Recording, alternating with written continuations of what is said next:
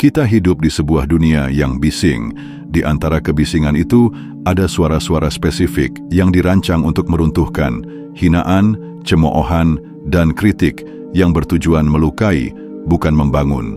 Kata-kata ini, meski tak kasat mata, berfungsi seperti buldoser verbal yang dikirim untuk meratakan rasa percaya dirimu dan mengikis fondasi ketenanganmu.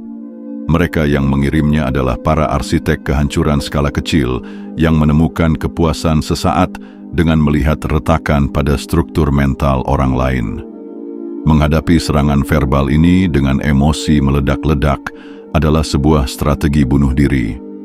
Kamu hanya akan berakhir menjadi puing-puing keresahan dan korban permanen dari polusi mental mereka. Solusinya bukanlah dengan membangun tembok yang lebih tinggi untuk bersembunyi, melainkan membangun sebuah benteng mental yang cerdas dan kokoh. Ini bukan proyek semalam jadi. Ini adalah sebuah pekerjaan konstruksi yang disengaja, di mana kamu adalah arsitek, insinyur, dan mandor utamanya. Berikut adalah 6 pilar fondasi untuk mendirikan benteng jiwa yang membuatmu kebal, tenang, dan berdaulat penuh di tengah badai hinaan dan cemoohan. Pertama, bangun fondasi di atas batu karang harga diri internal. Sebuah benteng yang dibangun di atas pasir hisapan opini orang lain akan runtuh pada tiupan angin pertama. Fondasi benteng mentalmu harus digali dalam, menembus lapisan tanah rapuh dari validasi eksternal, dan ditancapkan pada batu karang harga diri internal. Ini adalah kesadaran fundamental bahwa nilaimu sebagai manusia tidak ditentukan oleh tepuk tangan atau cemoohan orang lain. Nilaimu inheren, absolut, dan tidak bisa dinegosiasikan. Kamu berharga karena kamu ada. Titik. Proses konstruksi ini dimulai dengan introspeksi brutal. Ambil jurnal dan pena dan definisikan pilar-pilar nilaimu. Apa prinsip yang tidak akan pernah kamu langgar? Apa kekuatan unik yang kamu miliki?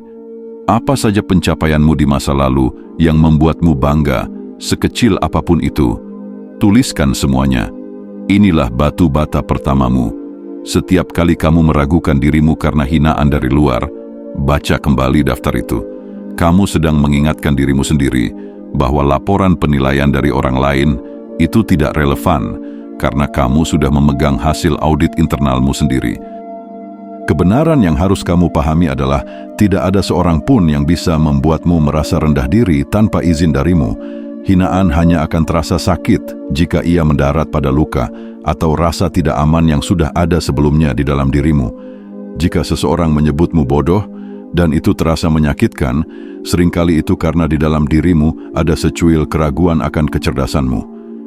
Jika seseorang menyebutmu tidak bisa apa-apa dan itu terasa menusuk, seringkali itu karena dalam dirimu ada keraguan akan kemampuanmu sendiri. Tugasmu bukanlah menyalahkan si penghina, tetapi menyembuhkan luka internal itu. Ketika kamu sudah yakin sepenuhnya dengan nilaimu, hinaan mereka menjadi seperti grafiti di tembok baja. Hanya mengganggu pemandangan, tetapi tidak akan merusak struktur. Ini adalah deklarasi kemerdekaan dari perbudakan psikologis. Kamu berhenti menjadi pengemis pujian dan menjadi sumber mata air bagi nilaimu sendiri. Opini dunia luar berubah dari sebuah vonis menjadi sekadar data mentah, informasi yang bisa kamu amati, analisis, dan buang jika tidak berguna. Kamu menjadi pusat gravitasimu sendiri, dan seluruh galaksi opini orang lain hanya bisa berputar mengelilingimu, dan tidak akan pernah bisa menarikmu keluar dari orbitmu. Kedua, gali parit pemisah, seleksi lingkaran sosialmu tanpa ampun. Benteng terkuat sekalipun akan kewalahan jika diserang tanpa henti dari segala penjuru. Sebuah parit yang dalam dan lebar berfungsi sebagai zona penyangga pertahanan pertama, memaksa musuh berpikir 2 kali sebelum mendekat. Dalam kehidupanmu, parit itu adalah lingkaran sosialmu. Kamu harus menjadi kurator yang tegas dan tanpa ampun dalam menentukan siapa yang boleh berada di dekat bentengmu dan siapa yang harus dijaga jaraknya di seberang parit. Identifikasi sumber-sumber toksisitas dalam hidupmu, para pengkritik kronis yang selalu menemukan kesalahan, para sinis yang mengejek setiap mimpimu, para pendengki yang spesialisasinya adalah sindiran pasif-agresif.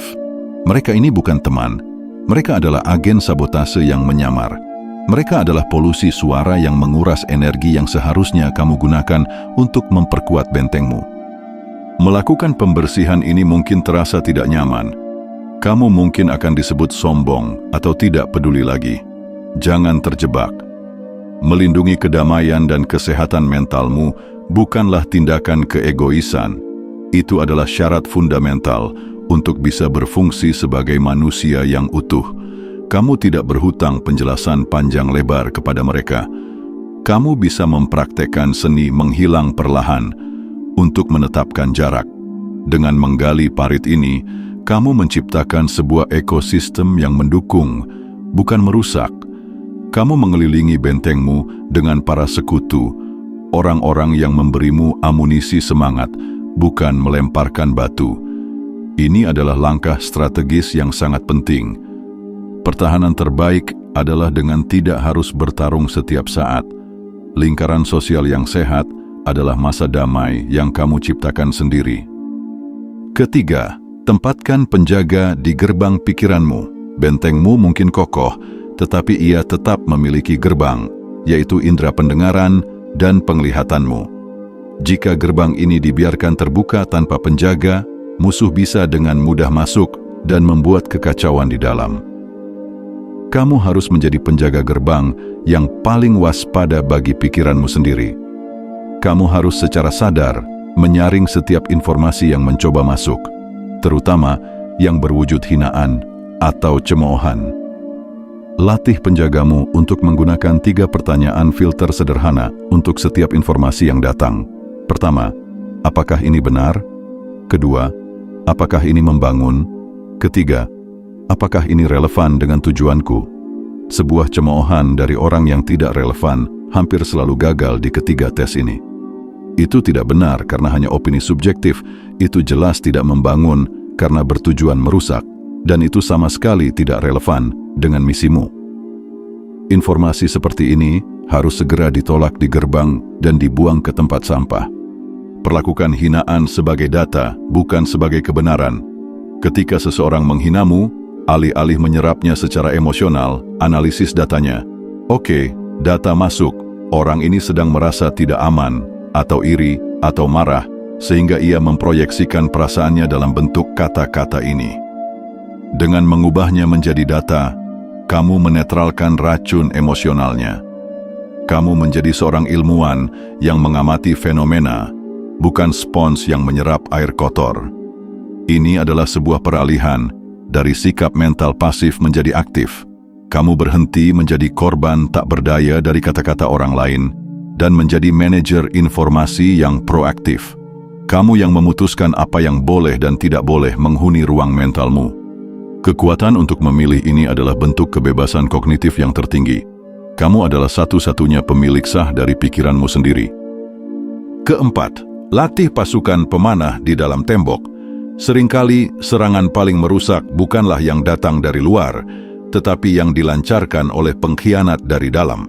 Pengkhianat itu adalah sang kritikus internal, suara di kepalamu yang selalu setuju dengan para penghina di luar. Ketika seseorang di luar menyebutmu gagal, si kritikus internal akan berbisik, "Dia benar, kamu memang pecundang." Musuh dari dalam ini jauh lebih berbahaya. Tugasmu adalah melatih pasukan elit untuk membungkamnya. Pasukan elit ini adalah monolog internalmu yang suportif dan penuh welas asih. Kamu harus melatihnya setiap hari. Caranya? Dengan afirmasi positif yang realistis, dengan merayakan kemenangan-kemenangan kecil, dengan menulis jurnal tentang pencapaianmu di masa lalu, dan dengan secara sadar menantang setiap pikiran negatif yang muncul. Ketika si kritikus internal mulai beraksi, pasukan pemanahmu harus segera melepaskan panah-panah kebenaran. Itu tidak sepenuhnya benar. Aku memang membuat kesalahan, tetapi aku juga belajar darinya. Satu kesalahan tidak mendefinisikan keseluruhan diriku. Proses ini adalah tentang pemrograman ulang. Kebanyakan dari kita memiliki program default yang cenderung negatif dan kritis terhadap diri sendiri yang dipasang sejak masa kanak-kanak. Kamu harus secara sadar menguninstall program usang itu dan menginstal perangkat lunak baru yang berbasis dukungan dan penghargaan terhadap diri sendiri. Ini adalah pekerjaan yang lambat dan berulang, tetapi hasilnya transformatif. Ketika pasukan internalmu sudah kuat dan terlatih, serangan dari luar akan kehilangan sengatannya. Hinaan dari luar hanya menjadi pemicu bagi pasukanmu untuk menunjukkan kekuatan mereka. Kata-kata mereka menjadi kesempatan bagimu untuk mempraktekkan cinta pada diri sendiri. Pada akhirnya, pertempuran sesungguhnya selalu dimenangkan atau dikalahkan di dalam tembok bentengmu sendiri. Kelima, bangun menara pengawas untuk perspektif yang luas. Setiap benteng yang hebat memiliki menara pengawas yang tinggi. Dari menara ini, penjaga bisa melihat medan perang dari gambaran yang lebih besar, memantau pergerakan musuh dari kejauhan, dan tidak panik oleh pertempuran kecil di dekat gerbang. Dalam benteng mentalmu, menara pengawas ini adalah perspektif. Kamu harus melatih dirimu untuk secara rutin naik ke menara ini. Dari puncak menara perspektif, hinaan yang tadinya terasa sebesar gunung akan terlihat seperti kerikil. Latih dirimu untuk bertanya, dalam skala kehidupanku secara keseluruhan, seberapa penting hinaan orang ini? Akankah aku mengingatnya dalam 5 tahun, atau bahkan 5 bulan? Jawabannya hampir selalu tidak. Perspektif waktu ini secara dramatis mengecilkan ukuran masalah dan mengurangi beban emosionalnya. Menara pengawas ini juga memberimu kemampuan untuk disidentifikasi dari egomu. Kamu bukanlah pekerjaanmu, penampilanmu, status sosialmu, atau opinimu. Kamu adalah kesadaran yang mengamati semua itu. Ketika seseorang menghina pekerjaanmu, mereka hanya menyerang sebuah label, sebuah peran yang kamu mainkan. Mereka tidak menyentuh esensi sejati dari dirimu, sang pengamat yang tenang di menara pengawas. Mengembangkan perspektif ini adalah latihan spiritual. Ini adalah kemampuan untuk mundur dari kekacauan di lapangan dan menjadi saksi yang tenang. Ini memberimu ruang untuk bernapas dan memilih respons yang bijaksana, alih-alih bereaksi secara membabi buta dari bawah. Ketika kamu bisa mengakses menara pengawas ini kapan saja, kamu memiliki tempat perlindungan tertinggi yang tidak akan pernah bisa dijangkau oleh musuh manapun. Keenam, ketahui tujuan pembangunan benteng. Sebuah benteng yang dibangun tanpa ada kerajaan atau harta berharga di dalamnya hanyalah sebuah tumpukan batu yang tidak berguna. Ia menjadi monumen ketakutan, bukan simbol kekuatan. Hal yang sama berlaku untuk benteng mentalmu. Kamu harus tahu apa yang sedang kamu lindungi di dalamnya. Jawaban dari pertanyaan itu adalah tujuan atau misi hidupmu. Ketika kamu memiliki sebuah misi yang membakar jiwamu, sesuatu yang lebih besar dari dirimu sendiri, hinaan dan cemoohan dari orang lain secara otomatis menjadi suara bising yang tidak relevan. Kamu terlalu sibuk membangun imperiummu, baik itu bisnis, karya seni, keluarga, atau pengembangan diri, untuk diganggu oleh anjing-anjing kecil yang menggonggong di luar benteng. Tujuan hidupmu berfungsi sebagai filter kebisingan paling efektif. Setiap kali hinaan datang, tanyakan pada dirimu, apakah mendengarkan ini akan membantuku mencapai impianku? Jika jawabannya tidak, abaikan dengan segera. Energimu adalah sumber daya strategis yang harus dialokasikan untuk misi utamamu, bukan dihambur-hamburkan untuk pertempuran kecil yang tidak penting. Tujuan akan memberimu alasan yang kuat untuk menjadi pelit dengan perhatianmu. Pada akhirnya, seseorang yang memiliki tujuan hidup yang jelas adalah kekuatan alam yang sulit dihentikan. Benteng mental mereka tidak dibangun untuk bersembunyi dari dunia. Sebaliknya, benteng itu dibangun untuk menjadi markas besar yang aman, sebuah pangkalan operasi tempat mereka merencanakan misi mereka untuk menaklukkan tujuan mereka dan memberikan dampak positif pada dunia. Benteng itu bukan penjara, ia adalah landasan peluncuran.